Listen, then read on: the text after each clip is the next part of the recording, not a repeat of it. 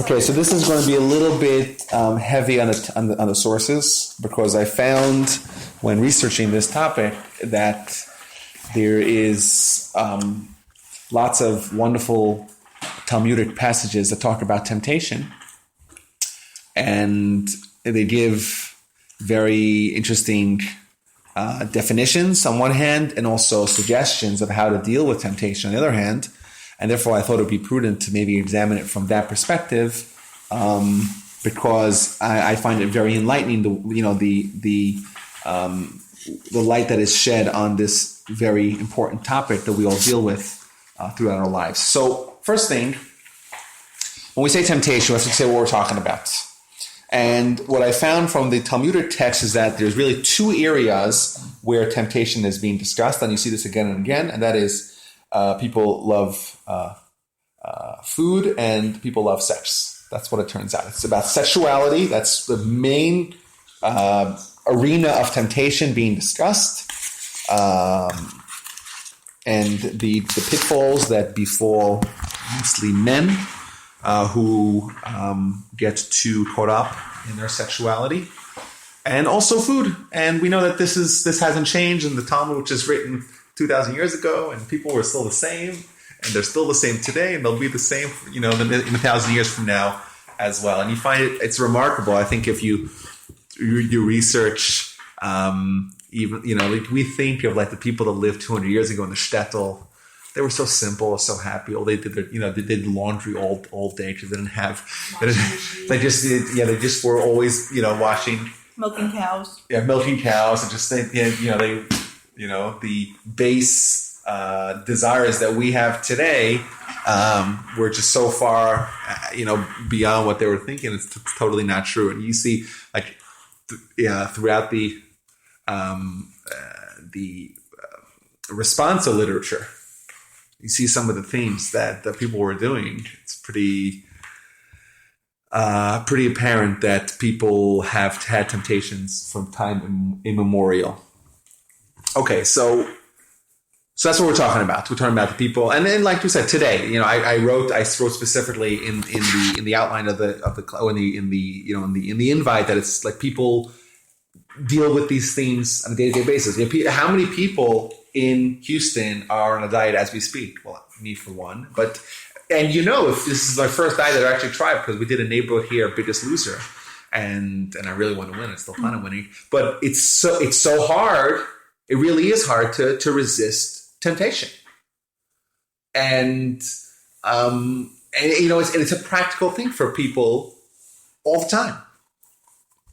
And so what I want to start off with is trying to figure out exactly, specifically what it is that causes us to have or to the struggle, this challenge of temptation. And now in Hebrew, who knows the Hebrew word for temptation? Hebrew-speaking people here. Mm-hmm. So because it's a term that people are familiar with. Yetzer hara. Everyone's heard that term, right? So it's translated as the evil inclination, but it is the force. It's not something. It's a force that makes people want to follow the temptation, follow the ta'ava. Maybe is the better word. But in Talmudic literature, we always see this same entity talked about all the time. Yetzer hara. Yes. I think I have a bad question. Yeah, shoot. Because I don't want to take you off topic, but from the Christian perspective, they talk about the devil doing stuff. Yeah. And I know we don't really give the devil that much, he doesn't get much credit, yeah, or power. We don't give him that much power. Right? Yeah, so like this, a few things. We do have the term Satans or Satan is another Christian borrowing from our faith, but what it means is very different. So in Christianity, it means that there's these two forces, like there's God who's the good, and there's the Satan which is evil. We don't believe that. We don't believe there's only one power. Right. The Satan is a force. Is the force of evil, and it's actually very closely linked. So it's not just a silly question.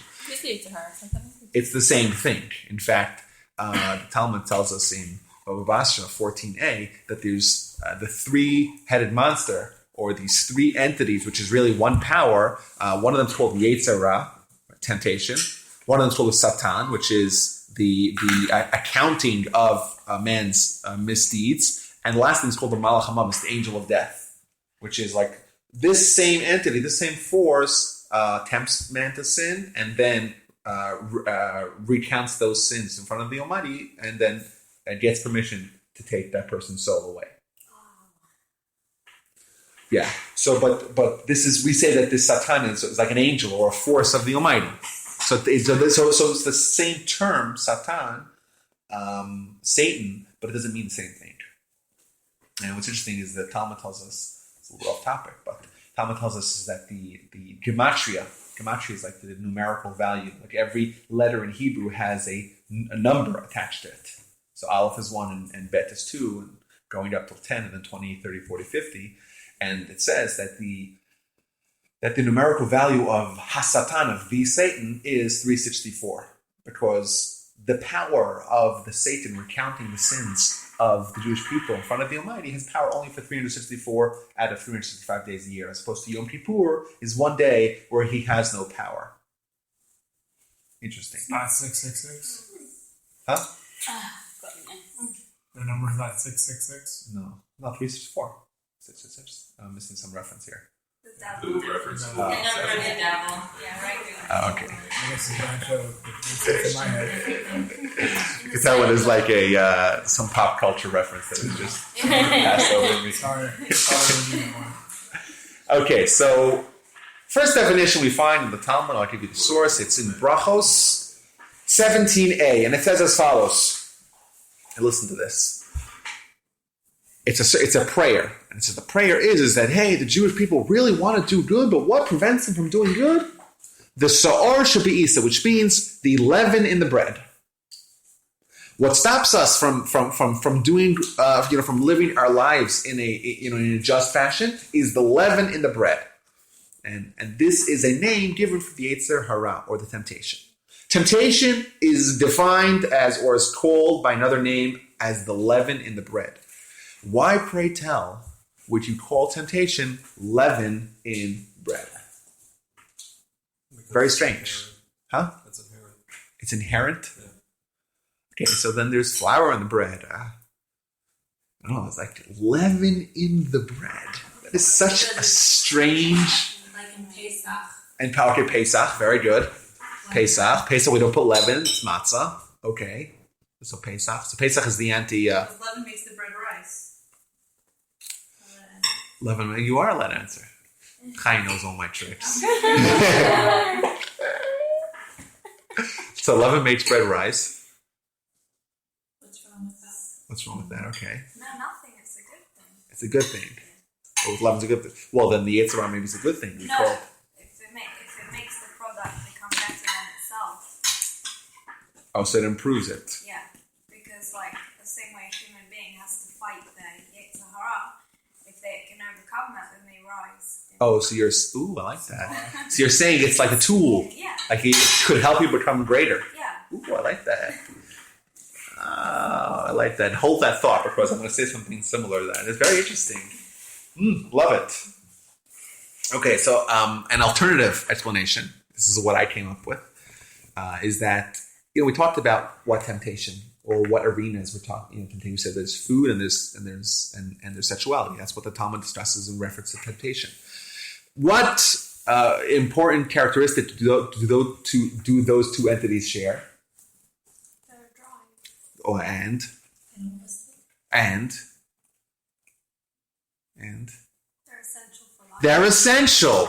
These are things that are like, hey, if you don't have food, you're not going to live for that long. And if you don't procreate, you're not going to perpetuate the... What's interesting is that these two things, which are so like the two most important things, sustenance and continuity for society, for the world, those specifically in the areas where so much good happens, there's the areas where people have challenges. Because it can be bad. Yeah, it means... Overindulged. So the point is that it's something which could be good, but it could also be bad. Okay, so it means, and this is an important point, is that we don't believe in in abstinence. Abstinence is not, that's a Christian idea. Asceticism is a Christian idea. It's not a Jewish idea. We don't believe in self-flagellation and in causing yourself to lose out the pleasures of life. And specifically, we say is that the reason why we're here is for pleasure. I mentioned this before. That is the purpose of existence. We don't believe in withholding from pleasure, and even bodily pleasure. So much so is that we say about the Nazir, someone who makes a vow to not drink wine for 30 days. I don't like wine, but I know a lot of people do like wine. So this Nazir who makes the Torah-itic vow to say, I'm not drinking wine for 30 days, at the end of the period of 30 days, he has to bring a sacrifice. Why does he have to bring a sacrifice? Says the Talmud, the reason why is because he sinned. Why did he sin? Because he prevented himself, or he pained himself by withholding the pleasure of wine. Right? The Almighty gave us pleasures, and they're here to we're supposed to enjoy it. So if wine doesn't bring you pleasure, it's okay to not drink it? Huh? Yeah. You don't have to engorge yourself with all the world's pleasure. Since he liked wine. But the important idea is that we're here to have pleasure of all sorts. What about alcoholics? Like, yes, they enjoy it, but then I understand. So that's really destructive behavior. We're not talking about that. Okay. But the idea of spirituality and physicality and or materialism not having any overlap is untrue. Right? The idea that physicality by definition has to be bad, has to be evil, is an untrue idea. And specifically, we say that the holiest thing that someone can do is sexual activity. That's the holiest thing. And therefore, because it has the capacity for so much holiness, therefore, by definition, in order for things to be balanced, it has to also have the capacity for the most impurity. And and in the wrong context, it's bad. But in the proper context, it could be the most important, the most beautiful thing. Right? What does the Talmud tell us? This is going back to Sota 14 or 17a. One of the two. I think 17. It says that if a husband and a wife, zachu shchina b'neim. If they were zoche, if a husband and wife, if they had merit, then the shchina, which is loosely defined as the divine presence, is amongst them or between them. And if not, then if they don't merit, then a fire will eat them up, right? And it says because the name of Ish and Isha, man and woman, has the word Ish in it, and Ish means fire, and therefore, if you take the Ish and you add the Yud and the Hey, which is the Almighty's name, therefore the Almighty is with them. And what the Talmud there is clearly referencing is that when is the Almighty with them? Right? When is this wonderful spiritual apex that a husband and wife are able to reach together if they're meritorious, right? Specifically through sexual activity. So it's something which could bring someone to the highest level. Is this a couple for you, Dana? I thought God was everywhere all at once. You said Say that. I didn't say that. I didn't say. I just wanted. the look in your face. Yeah. No, I was looking at her because I That's just fine. didn't It's fine. understand You don't the have to. last 5 seconds of what you said. It's fine, Dana. It's fine. You could. I have a question though, because you Yes. said like God is present at that point. I thought God's always present. What do you mean? I didn't say present. I mean the Shechina, whatever that means, the divine presence. It means it's. Okay, means that's- I said loosely translated as a divine presence. Okay, that's what I Not was God is present, thinking. but the divine presence. Think of P being capitalized. Mm-hmm. Gotcha. Now, what that means exactly, I don't know. But what it certainly connotes is a certain degree of spiritual height, or spiritual accomplishment, or spiritual level. So this is something which is very interesting, that these arenas of our life, while being on one hand essential to continuity of man and society, also areas where man can reach tremendous levels of spiritual heights. And we know that almost all of the Jewish holidays, for example, have mitzvot, commandments related to eating, right? Everyone says, oh, hey, Jewish holiday, they tried to kill us. They failed, and let's eat, right? Yeah, because Jewish holidays are always associated with food, because we say that food, has spiritual capacity in the right setting, right? in the right context. Once again, the idea of something. A laki could kill you with the grease that's in them. Huh? That's true. A what? That's true. A laki? A latka. It's a laki. Easily. Well, latka, northeasterns. Oh, I'm Yeah. sorry. Sorry. That's how we They say latki. That's how we say it. But, I mean, that's I thought you were one of talking about the the least healthy galoshes. things you can possibly eat.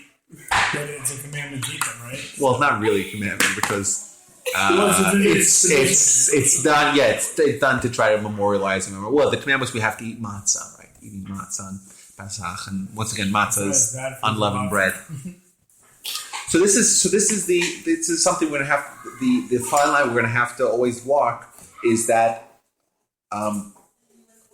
the temptation, maybe even lust, or these drives almost always have like kosher outlets, and not only kosher outlets, healthy, good outlets, and only in certain contexts, in certain situations, are they bad, and are they something that we need to, that are a struggle for us. Otherwise, it's something which is perfectly fine. But back to Sa'or Shvisa, back to the definition of defining the evil inclination as being the is that my kid? As being That's fine. yeah, as being the leaven in the bread. Now, someone brought up matzah, right? Matzah is unleavened bread. Bread is leavened bread. What's the difference between matzah and bread? Well, matzah looks like a flat pancake, like very thin, and bread is all big, right? And essentially, if you take a look at the ingredients of matzah and the ingredients of bread, they are identical, save the leaven. Right? Flour, water makes matzah. Flour, water, leaven makes bread. And you take a look at bread and matzah, they look totally different. While essentially they're the same thing. On a nutritional level, if you were to break it down to the molecules of what you're actually consuming, it's the same thing. Right? It's flour and water. But somehow, this leaven has the ability to make it so big, to embellish and aggrandize the flour and water, and make it look just like something so fantastic. Perhaps the Yetzer Hara, or the temptation being compared to leaven, the lesson is that what it does is it takes something and makes it seem so much bigger. It's embellishment, right? It's so hard to resist temptation. Why? There's this urge that we have when we see the cupcake or whatever, fill in the blank of whatever the temptation is. It's something which seems insurmountable. It seems insurmountable, right? Because the power of the Yetzer Hara, the power of the fantasy of, that's the end. The power of the temptation is to create this fantasy, to create a reality that's actually not there. And you know what? If you were to withhold a little bit from the cupcake, to withhold, it's not such a... And wait 5 minutes and the temptation passes, you don't even get excited about it. Right? There's this burst of fantasy, of aggrandizement, of embellishing the pleasure that would ensue from eating that cupcake, or giving into that temptation, or fulfilling that temptation, and then it disappears. Right?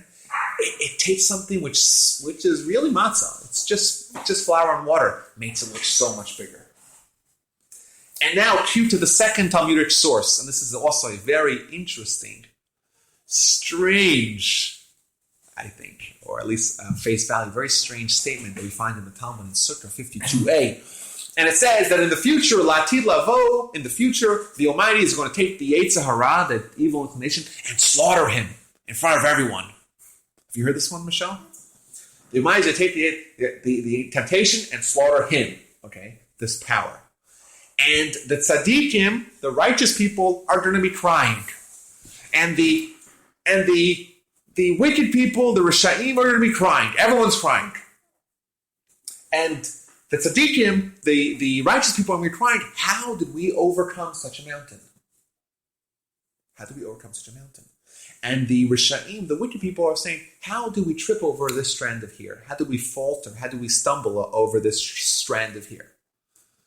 So, obviously, if you want to analyze this piece of Talmud properly, you want to say, okay, why are they crying? What does it mean to slaughter? an evil inclination. What does that mean? Why, if you're crying, is it tears of joy? These are all the questions you would ask. But I think the most basic fundamental question that you have on this piece of Talmud is, how is it possible that the same thing, Yetzer Hara, same thing was slaughtered, and one person views it as a mountain, and they're crying, how do we overcome such a mountain? And the other people the guy sitting right next to them is saying, how do we trip over a strand of hair? How is it possible that one thing, one item, one entity can look so radically different to two different people? How is it possible that Tzaddik, the righteous person, views the Yetzer Hara temptation as a mountain, while the wicked person views it as a strand of hair? Because the righteous person struggled not to be tempted and fall into that category of, sun coming from Okay, so therefore... wicked people just were like, cupcake, eat it, pizza, eat it, like whatever. It was a temptation. They just... No, well, I agree to what you're saying, but let me just finish the question. Say the question. You would think that if a wicked person, you would think, is someone who always gives into temptation. So they should be someone who can't resist temptation. So maybe it should seem even greater. The temptation should seem even greater. That's, not all, right? But someone who constantly resists temptation, maybe it should seem smaller. But I think what you're saying is correct. Well, what does that one else say? I mean, I would agree with Matt, because if you're a wicked person, you don't think, everybody thinks that he's just like, okay or decent. You're like, oh, well, it's just a strand. I walk over this all the time. This is just the way things go. That's the way it is. But if you're a righteous person, you're like, oh, well, I shouldn't do this. So you're saying that the difference between the righteous and the wicked is how they view temptation. One guy says, well, it's no big deal. Doesn't see a problem with it, you're saying. Right. I think he's on the same page. I guess that's what he's saying. Yeah. Anyone has maybe an alternative idea? I wonder if it's an intelligence thing. Okay. It's like, intelligent thing, like, Yes, I guess we're Christian, not very it will intelligent. change your future. It's just like, hey, I could be addicted to drugs or... Like ignorance is bliss. Yeah. Well, also it could be not just intelligence; it might be education. Like True. I don't True. think so. There's I think it like- really depends on that because intelligence and education can also lead you in the wrong directions because you come to your own conclusions. What do you say then? I mean, they actually each saw it the opposite way before. I think before the righteous saw it, they were able to overcome it. So they didn't think it was that big of a deal. They were less tempted. The wicked saw it as some huge thing that they couldn't overcome, and so they gave in to it. And then once it was slaughtered, and they saw it slaughtered, the righteous said, "Oh my gosh, I really have been over." And I had this reaction of, "Oh, that thing that I was able to overcome actually was bigger than I thought." And somehow the wicked one said, "Oh well, if this thing can be killed, then No big I deal. should have been able to get over it before." And so they're actually Interesting. So you're saying that switching maybe their maybe perceptions after after it was slaughtered and its true nature was revealed. It's just Well, it was like slaughtered. so you're saying the slaughter changed right, perspective. saying that it is slaughterable. But it was slaughtered by God. It wasn't slaughtered by like some guy with a sword. Yeah, but remember what It's a pretty big thing. God had to slaughter it. see, this is what I love. We take a piece of it's like a peculiar or intriguing piece of Talmud, and like you see so many different perspectives, and it's correct because another piece of Talmud tells us is that Torah is like a rock, right? Like a hammer smashing a rock. Kipatishi potet sela, which is some verse somewhere in the Bible, somewhere like in, I don't know where. I can find it for you. And like I know, but I'm not. I don't make it up. I don't make And just like if you take a hammer and you smash a rock, it goes into many shards, into many different directions. So too, every piece of Torah, there's so many different perspectives. It's not just. It means I'm not going to argue that my perspective that I have is more correct than what the wonderful perspectives that were presented at the table. But my perspective is maybe the difference is whether or not you gave in to the temptation.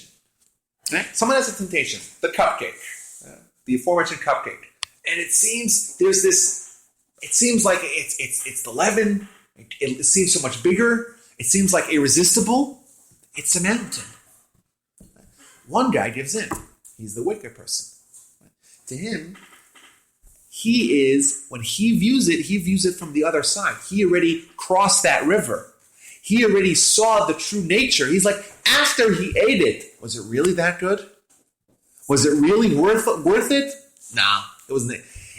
Post facto, right, after indulging, right, then the allure of the pizzazz doesn't exist. The fantasy is already destroyed. He sees it's nothing more than just a strand of hair, right? It's just matzah. It's flat. It's not impressive. It is what it is, right? But it doesn't have that same quality of making it seem so much more impressive. But the tzaddik, the righteous one, well, he didn't give in. So to him, it was a mountain, right? And to him, he was so appreciative of the, and that's what it was to him, because he was always pre-indulgent, so pre-giving into his temptation, right? Therefore, to him, it's just, how was I able to overcome such a mountain? Once again, this goes very well with what I said earlier, that maybe when it says that the temptation is the leaven in the bread, what it means is that it takes something which is essentially, just matzah, and it makes it seem so much bigger. And it takes a pleasure, which is a pleasure, but it makes it seem that much more irresistible, right? And therefore, if you don't give in, well, you might have that perspective of it being irresistible. If you've never eaten a cupcake, though, you wouldn't be tempted to eat it, would you? That's true. Like, you've never experienced cupcake that, That's a good point. from Three Brothers Bakery. It's amazing. Well, like this. So let me tell you something. This is interesting because there's a whole debate as to whether or not, if you take a look at M&M's, right, or all the Hershey's and Nestle chocolate, take a look at the kosher symbol. There are kosher symbols on them, almost all of them. And there's the OU, right, the ever-present, ubiquitous OU. And some of them have an OU and then a D afterwards. So what does D mean? It means dairy. But some people who eat kosher, they say, I'm not eating OUD. Why? Because the milk wasn't supervised by Chalav Yisrael. Very good. The term Chalav Yisrael. It wasn't supervised by a Jewish person. And if we're worried, or the concern is that, well, maybe it's not really cow's milk, maybe it's pig's milk, whatever. So that's why. That's why, at least in olden times, you were not allowed to eat. The Talmud tells you, you're not allowed to eat milk, drink milk from a non-Jew, because, well, who says it's milk of a kosher animal? Right? A non-kosher animal is non-kosher, and its eggs and its milk are also non-kosher. But and then Rabbi Wolbe, animal that has eggs and milk. Whatever. What? There's no animal that has eggs. It's not kosher. There's no animal that has eggs. Both. I'm saying either one. That's the point. No, birds of prey. Well, that's the point. My point is that not only you're not allowed to eat a non-kosher animal, right? If it is a bird that has eggs that's non-kosher, right? You're not allowed to eat those. And I'm not distinguishing what's kosher. No, I'm just saying you're not going to have an animal who can both have that. Okay, correct. But if it's a non-kosher animal, you're not allowed to consume. Not allowed to consume a non-kosher animal or the derivatives of a non-kosher animal. Right. Apart from the kosher rules, what makes a food a bad temptation? What makes? Oh no. Well, maybe excessive overeating, like eating if it's not healthy, or eating after you're full, right? We know if temptation is something which you shouldn't be doing it. Maybe it's wrong. Either it's wrong because it's not kosher, like from a religious perspective, or it's wrong because it's against your diet, or it's wrong because it's excessive, and it's just like you want to just order one more thing, and well, you really don't need it, For whatever reason why it's wrong, there could be a temptation. Your Jewish grandmother finished her plate. Because the Talmud clearly whether you're hungry or not. define what makes certain foods or certain ways of eating. You can't. There are people who don't need to be on a diet, who aren't overweight or at risk of being overweight. So is it the healthfulness that's the criteria, or the magnitude, the excess? Well, the Talmud, or the inclination, the motivation. When the Talmud talks about temptation, I said it talks a little bit about food, but primarily it's always with story, with sexual misdeeds. Mm-hmm.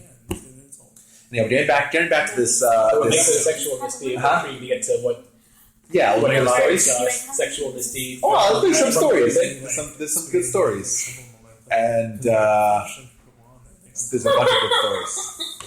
I'll try to give a few of them. But anyhow, so there's some people that won't eat OUD. So people that never tasted M&Ms or Snickers, and to them, like I don't remember if we got to this, but to them, like you said, if you never had a cupcake, everyone else has had it, so how good it is. but to them, like to them, it's like, oh my gosh, like you're able to eat like.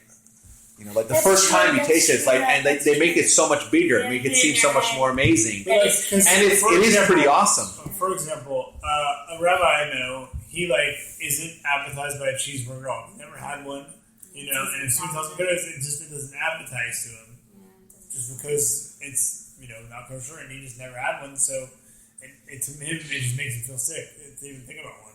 So it would kind of be the same way with M&Ms, wouldn't it? I mean. Maybe. Well, because it's kind of on the doorstep of being kosher. It's within the wheelhouse, Kosher for the day. It could be kosher. It's close enough. It's got the OU. It isn't, but this might need a cow's milk, so I get it. Okay, so the characteristics that we have of temptation, just getting a definition of what temptation is, it's something which takes a pleasure, or maybe even an essential pleasure in life. You doing all right there, Trevor? Twofold? Yeah. Sorry. And it makes it seem bigger, and it's all perspective. After you do something, there's it's called the bad aftertaste. There's bad aftertaste that the feeling that you have after you do something that you wish you hadn't. It doesn't feel good, right? Why? Because then you don't have the allure of the temptation. The fantasy, it disappears with the. Indulgent. Did I pronounce that word correctly? Indulgence. Thank you. Sorry. Okay, fine. So we all understand what temptation is. Let's try to figure out how we could address it. And I said that there's 4 Talmudical perspectives on it. I couldn't remember the 4th one. I was trying to remember. I knew there were 4. There are 4. I'm going to give you guys 3. Okay? So let's start with the first story. The first story of the day we find, and this will help Dan also. It's talking about this Roman noble woman who was trying to bait one of the great rabbis to sleep with her. Oh. Awesome. And it says here that Rabbi Tzadok, his name was Rabbi Tzadok, so there was this woman, this noble woman, who tried to seduce him to sleep with her. And he tells her, what's his response? Amar lo, he said to him, oh, my heart isn't feeling well, and I'm not able to. And is there something to eat?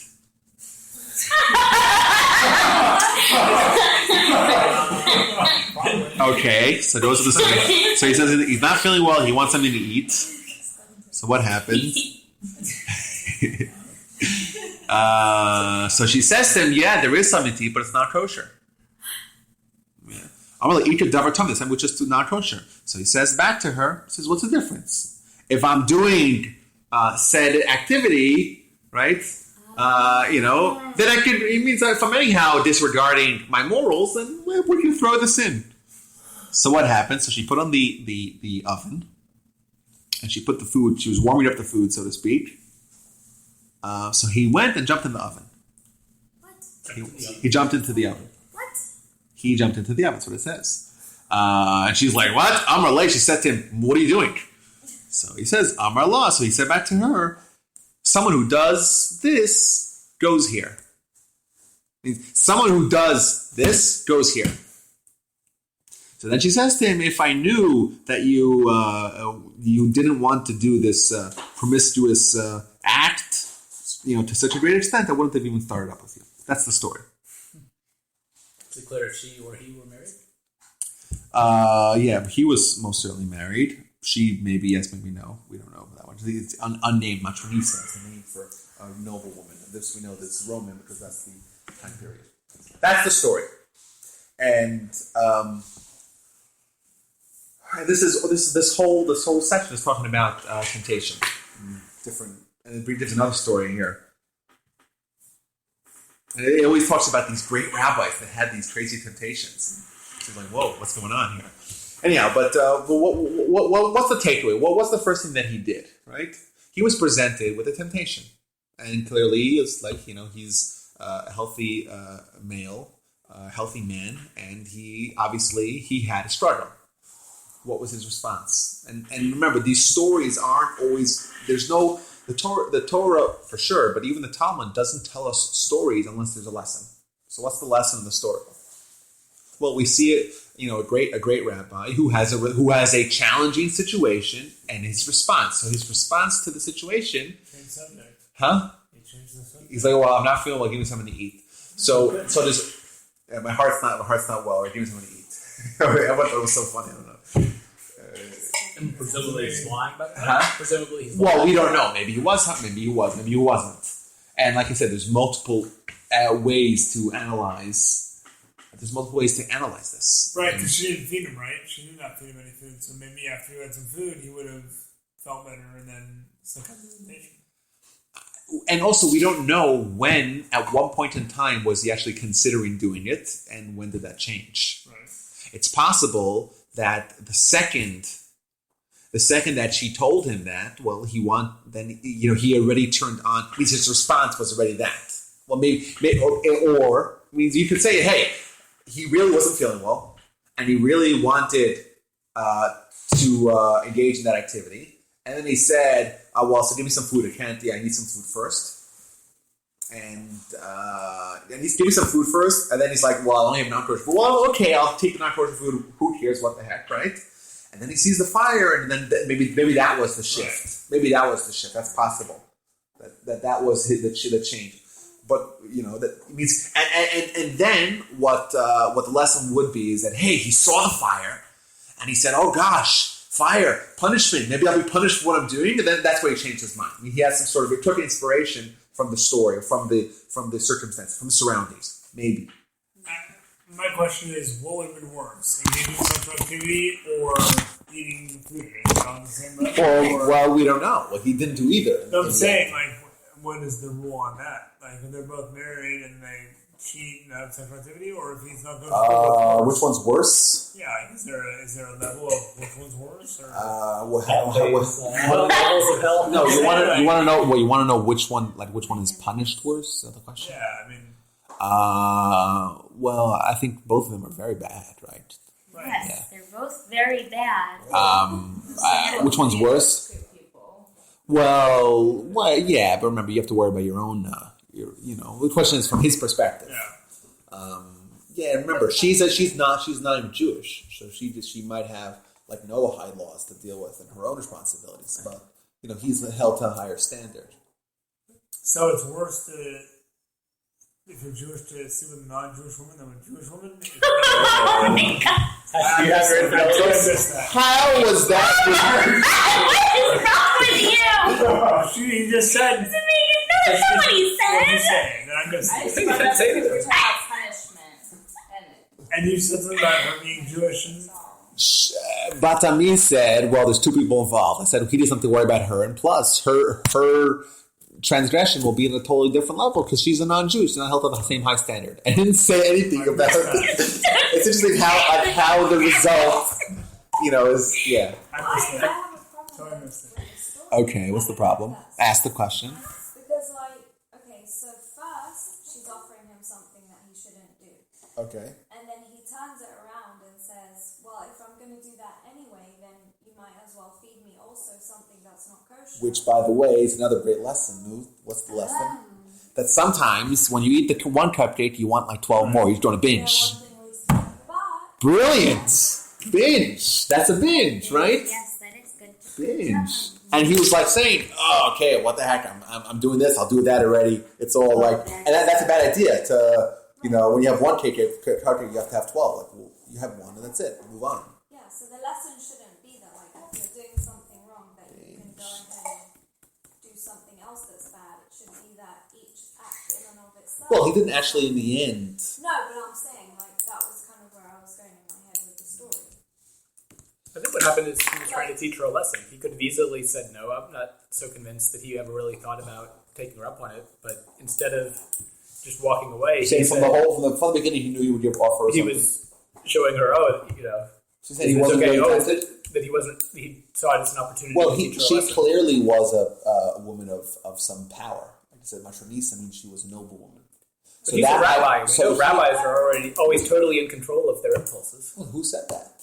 You're making a joke. So he didn't want to offend her. So Or maybe he was beholden to her in some way. To me, it's not a question of whether he was tempted or not. The problem is to me is that he gave an appearance that he would be tempted.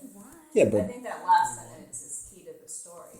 Is that you shouldn't appear to be able to be tempted, but to be seduced by someone.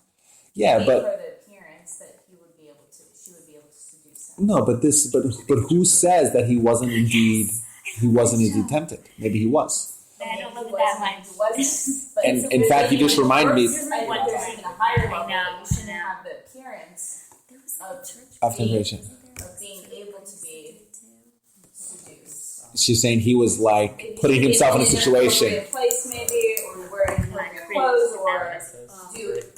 Well, you're saying, well, why did she go after him? Maybe he put himself in a compromising situation, which made himself more liable to be. He didn't take preventative measures. Interesting. And you reminded me of another story in the Talmud where one of the great rabbis, Abaya, he said he saw a boy and a girl frolicking, and they walked into the forest, and he says, "I'm going to follow them. I'm going to bust them." And he says they walked through the forest, and he was like walking behind them quietly, and then they walked out of the forest, and he said and they seem to have never have any intention of doing anything, anything wrong. And he says, if it was me, I would have overcome my temptation. That's what he says. And the final line of that particular piece of Talmud is that the greater someone is, the greater their temptation is. Means every degree that someone grows in spiritual totem pole, that means you would think, well, maybe then they have less temptation. No, the opposite is true. They have greater temptation. It might be, I've been so spiritual, I've been so good. Maybe it's not so bad to just do that once. Just once, Like for an alcoholic, it's never just one glass. Just one beer. at a time. Okay, so this aforementioned Rabbi Tzadok, right? He has the nobleman, tries to seduce him. Maybe, this is, remember, not to say that anyone else's perspective is untrue, but maybe the lesson here is one of delay. And I know that one of the commentaries on this particular piece of Talmud says that what he was trying to do by saying, I'm not feeling well, my heart's not well, give me some food, was a tactic to give him some more time. Oh, like you said, if you don't need to come right away, it won't be so Yes, later. and... Maybe he was leading her on. Well, like you said, there's Oh, man, right? no, as I said, there's multiple explanations, but I've seen this one is fully sanctioned by some commentary. So therefore, I think it's actually true because I've actually tried it on my particular diet. I'll tell you the story, but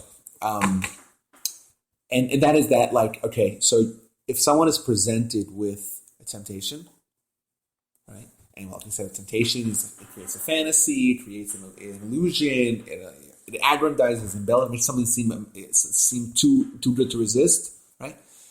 The longer you delay and don't give in, the less exciting it gets. Like it has a timetable. It means if you're, if you're able to, if the peak of passion, right? If you're able to just wait 5 minutes and go outside and smoke a cigarette. So the smoke a cigarette, which is a term not necessarily for tobacco, but to take your mind off it and move on something else. Well, you can very easily pass it. Unless you decide you're How going to eat about that cupcake. something a little more dynamic than just food? How about like in relationships? There are guys that date non-Jewish women, Chick says, for instance, and then all of a sudden they go and say, I should be dating a Jew. But then they see that they perceive Jewish women as 10 times more difficult and highbrow and whatever than the Shiksa counterparts. So despite the length of time in that relationship and things changing, there's always a new dispute to deal with, a new conflict to get over, and so on and so forth. So it just kind of keeps reappearing. It reaffirms the termination. No, Yeah, and it doesn't just reduce. and people like I don't remember who brought this up. I think maybe it was Michelle. That we live in a world where we're going to be constantly encountering temptations because that's the only way to grow. Is that what you said, right? And there's no way to avoid making free will decisions and having challenges because that's what we're here for. So yes, there's no one decision you can make and just silence it and move on. Deal the rest of your life with. No, we're here to work. We're here to toil. Right? We're humans, and therefore we have challenges. We're the most intelligent of all people, of all creatures, and we're the only ones that need to have professions. Otherwise, we starve. What does the Bible or Talmud say about Jews dating non-Jews? Jews dating non-Jews, or Jews marrying non-Jews? Like what? Yeah. What? So this question was actually posed by Napoleon. You can look it up. Napoleon, he had very, very progressive ideas, and he was the first one to give Jews citizenship. And he had all these grand plans of having the Jews being integrated, and a third of them should intermarry. He had a whole grand plan. And he asked this council of rabbis. He established a Sanhedrin, 70 rabbis. He asked this council of rabbis, what's the Jewish position on Jews intermarrying? And what they told him was that from the biblical prohibition against not marrying non-Jews is only really for the 7 Canaanite nations. The 7 nations that the Jews encountered when they got out of Egypt and went to Israel, right? Joshua, the book of Joshua. So the prohibition against marrying a non-Jew from the Torah is only for those, but there are other sources that clearly mention the fact that Jews should only be marrying Jews. I'll just throw one out, which is a remarkable, for this reason and plus other reasons, a remarkable statement that we find that says that this is back to Gehenna, back to purgatory. And I never talk about purgatory because there's not so many Jewish sources about it. But the one source that does talk about it says that Avram Avinu, Abraham, is going to sit on the doorstep of Gehenna, which is loosely translated as the purgatory, and he's not going to let any Jew get in. He's not going to let any Jew, and another source that says he's not going to let anyone who has a brit milah to get in. Right? Son, right, except for a Jew who undergoes a circumcision reversal surgery, which was very popular in the Roman times, able to pull back the foreskin, and someone who sleeps with a non-Jew. Right? And because Abraham is the one who was who had the brit, right? He was the one who made the covenant with the Almighty, right? That your children will be my children, your native nation, right? And that was all solidified, cemented by this brit milah, by the circumcision. And therefore, he's the one who says, well, if you're Jewish and you're loyal to your nation, right, and you have the mark, the stamp of Abraham, well, then you can't go into this place called Gehenna or purgatory or hell, whatever it means. It can be punished in a certain sense. But if someone rejects that, either by undergoing the circumcision reversal surgery or by sleeping with non-Jews, well, then doesn't have that measure of protection. So yes, so from a clearly letter of the law, someone who marries a non-Jew or sleeps with a non-Jew, well, like I said, is it a prohibition? Well, it may be yes, maybe no. It's to dispute whether or not the prohibition against marrying non-Jews is only the 7 Canaanite nations. I think I said originally that it was only 7. I think it's a dispute whether or not that also includes other non-Jews. But clearly, it's something which is viewed unfavorably. Even at the point of sleeping with a non-Jew, if you Correct. marry a Jew. Correct. Right. It says sleeping. Right. You can marry without sleeping. What, like for papers? Yeah. So, well, there's more on that topic, and and it's a very timely discussion, very contemporary discussion, because intermarriage is huge. Like that recent. The one that you said you couldn't stop reading. The Pew Research poll couldn't put it down. I mean, this is totally different than for instance, ladies and Culling.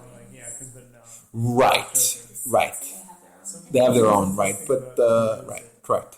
Like 12 kids. Yeah, but intermarriage is right now. It's ravaging the Jews. That's the question I have. If a non-Jewish man marries a woman, the kids are still Jewish. If a non-Jewish... What, you're saying if the mother is Jewish? Yeah. Correct. But if the mom is not Jewish and the dad is, and the kids aren't Jewish, so Correct. is there a difference in that? Well, the reason why what's interesting is because if your dad is a Kohen, then you're a Kohen. And if your mom's a Kohen and your dad's a regular Israelite, then you're a regular Israelite. So it seems like the genealogy should go after the dad. Right, but don't all religions go with the mother? Whatever she is, the kid is? No other religions. The Muslim doesn't work like When did that. that change anyway? It used to be by the father.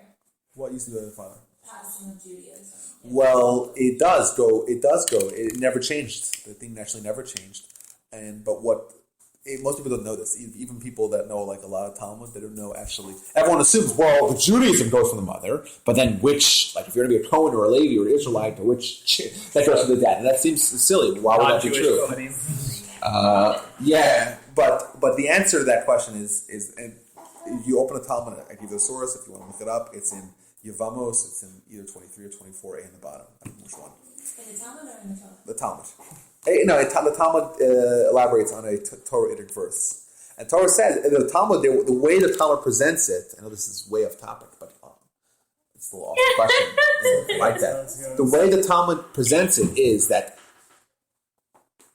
typically the genealogy goes after the dad. So if someone's dad is a non-Jew, right, and the mom's a non-Jew, well, they're non-Jewish because their dad's not Jewish, right? And if someone's Jewish and their mom's Jewish and their dad's Jewish, well, they're Jewish because their dad's Jewish. And if their dad's a Kohen, so they're a Kohen. If dad's a Levi, then they're a Levi. If dad's an Israelite, then they're an Israelite. Like I'm a regular Israelite, but my mother's family is from the Levi.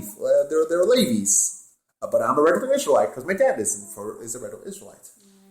However, what the Talmud says is that there's two exceptions to that.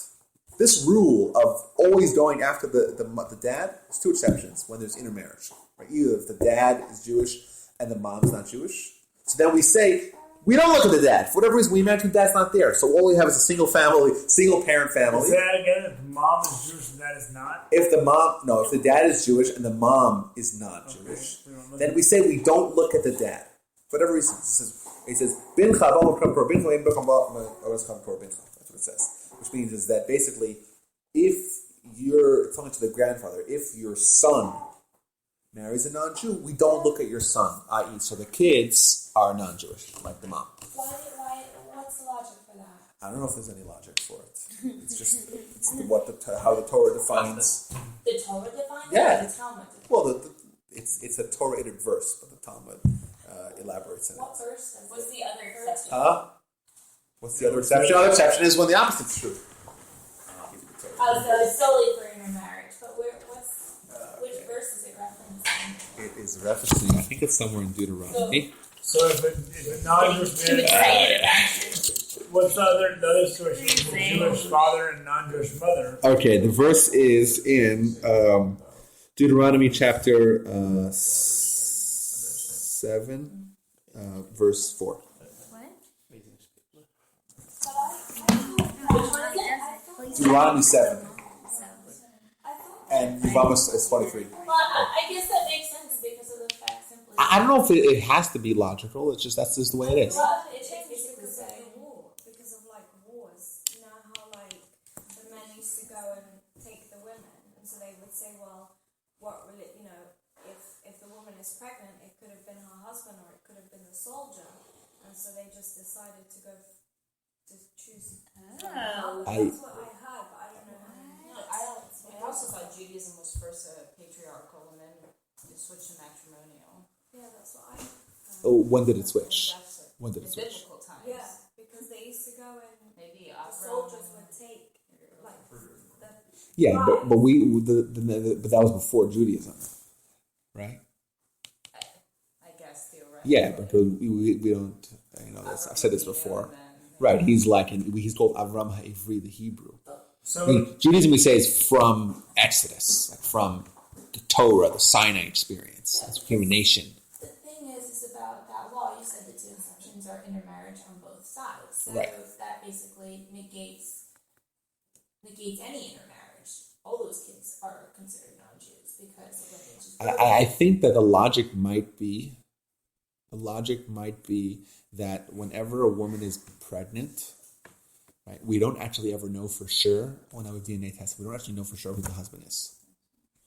So we just assume that, or who the father is, I meant. We assume that every time a woman is pregnant and she's married, well, we can safely assume that the majority of sexual interaction that she had was with her husband. And that's what the Talmud says. That we assume. Otherwise, well, how do you know that someone's if someone is your daughter? How do you know for sure they're your daughter? Right? The Talmud asks this question. Wait, if someone sleeps with his daughter, then the Torah says, sorry for saying that. If someone sleeps with his daughter, the Torah says that it's a capital crime. Well, how do you know that it's really his daughter? Who says that his wife was totally faithful to him? Maybe it was someone else's daughter. How do we kill them? That's the question. Huh?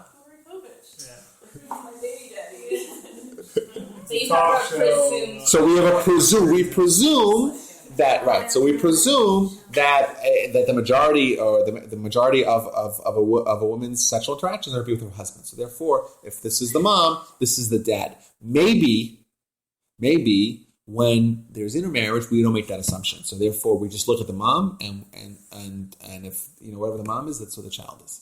That might be the logic behind that. But that's the rule now, right? Huh? Mom is the one who determines it according to But the Judaism. exception is also with the other way around. Well, correct, because either way, if there's any sort of intermarriage, then we don't make that assumption. The mother would be Jewish, even if the father's Jewish, the lineage is broken. Huh? According to that logic. Right. I'm sorry? According to that logic, but that's It's not a deal, but what I was trying to explain is that maybe if there's an intermarriage, we don't make that assumption. And if we make an assumption, then all we have is the mom, and we don't know if that it's the woman's pregnant. We don't know how are we supposed to know which who is the real dad?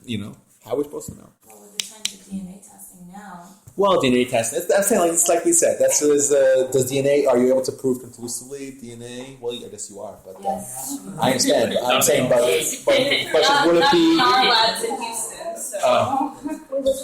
And is there anything wrong with consensual sex between unmarried and unrelated people? Is there anything wrong with consensual sex of unmarried people? Unmarried, unrelated people of different sexes, different genders. So, like this. Once again, from a prohibition standpoint, if the woman is a nida, which she probably is, nida means a woman who has had a period, and you guys even have names for that, like different, like for children versus like teenagers versus like adult women versus adult women before they had other. Yeah, so that would be any woman, Okay. or any Jewish woman, which is it's ironic that sometimes when someone actually marries Jewish, from a letter of the law perspective, they're actually doing something which is worse than if they're intermarried. Because like I said, from a letter of the law, intermarriage is not really. We said maybe it is part of the same prohibition of lo titchaten b'hem, don't marry them, don't marry non-Jews, which either could mean only the seven Noahide nations, seven Canaanite nations, or maybe it means all non-Jews, but even then it's only a prohibition. That doesn't include the kares, which is a more stronger part of prohibition.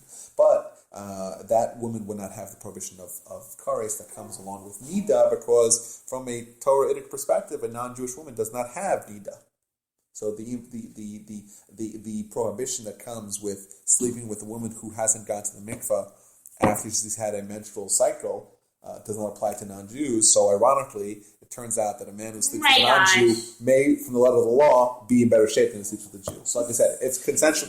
Anyway, So the Jew, she needs to go to the mikveh. But if she went to the mikveh, But if you're sleeping with someone just for fun and not to procreate, so that's the question. His question was consensual, consensual unmarried, sex unrelated. with unmarried people, Let's say she went to the unrelated. mikveh. Let's say she went to the mikveh.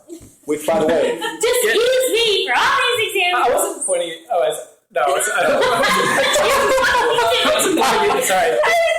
I'm so sorry. she was hypothetical. She's. That was the universal she. Okay. Which, by the way, exists. Yeah, so assuming the woman went to the mikvah, there would not. Well, potentially there might be a problem of losia kadesha. There's another prohibition that says there shouldn't be women of ill repute in the community, and it's possible that if a woman is designated for someone, or if a woman is just sleeping around, then it might she might run the course of, or she might run into the problem of not to be a kadesha, but it's also very minor. Be a what? Kadesha. Kadesha is the word for someone who's a woman who's designated for sexual activity. That's what it means. A woman designated for sexual activity? Yes. What means that's what she does. That being said, there might be another problem, is that she may, according to some opinions, not be allowed to marry a Kohen afterwards. Good. Because. Huh? no matter what, she won't be able to. I'm sorry? Won't you? What's the? You said It says Isha zona v'chalal. Isha zona v'chalal lo yikachu. The Torah says about Kohens that they're not allowed to marry Isha zona, which means a promiscuous woman. In Hebrew, the term for a prostitute is a zona. So that's a zona. V'chalala and a chalala. Chalala means a woman who is the result of a Kohen sleeping with someone he's not allowed to sleep with. Okay, so if a Kohen is allowed to marry a zona or halal, as to who is or what woman is under the heading of a zona is a dispute. That's why I said according to some. According to the most stringent opinion, which is the opinion of Rabbi Elazar, which is, again, this is in Yevamos, it says that he says a woman who just engages in consensual, unrelated, no strings attached sex with any man, that woman already becomes a zona and therefore may not marry a Kohen. So like we said, from the letter of the law, if she's not a Nida and there's not really a problem of her being a Kadesha and she doesn't want to ever marry a Kohen, or she's, not that one opinion that says that would make her invalid to a Kohen, not so bad. Does that answer the question? Love these questions. Okay, let's party on. Okay. Back to the discussion at hand. I know it's pretty late. Is it late? It's 9/11. Oh my gosh. So let me just say that one idea. Let's just finish it and we can all go home. I know we got sidetracked, but it was pretty awesome, right? Yes. So that was amazing. Maybe, this is what I tried. What I did was, when I was on my diet, ill-fated diet, what I did was that like when you're really hungry, you want to just consume a lot. And you open up the Maimonides, and he says that you should only eat of 3/4 or 2/3 or 3/4 of your full. And the explanation is that it takes time for the food to fill up your stomach. So you're still hungry, but you have enough food within yourself to so what I did was, this is what I did, I would take whatever food I wanted to eat, and I would typically eat, and I would just take half of it and eat it, and wait 10 minutes. And then after 10 minutes, your body, you fill up, and boom, you're not hungry anymore. But beforehand, even though you had consumed enough food to be full, but you still had the temptation. And therefore, and maybe this is what Rabbi Tzadok was doing when he was saying, give me some food. He's saying, delay tactics, right? Wait the 10 minutes, the temptation may pass. So that's one, that's all we got. So there's 4 different Talmudic methods to deal with temptation.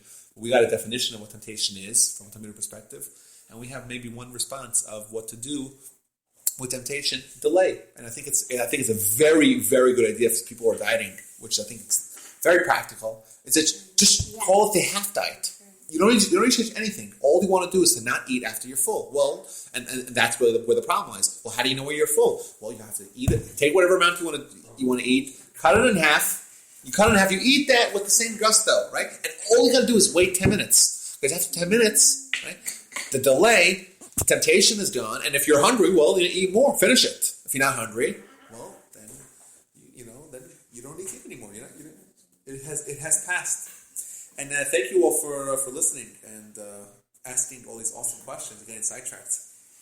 Hope you guys enjoyed. And tomorrow night we'll see everyone at the dinner. Whoever wants to come, and I'm not trying to put pressure on anyone, but whoever isn't coming but wants to come, speak to me. Maybe we can work out a deal.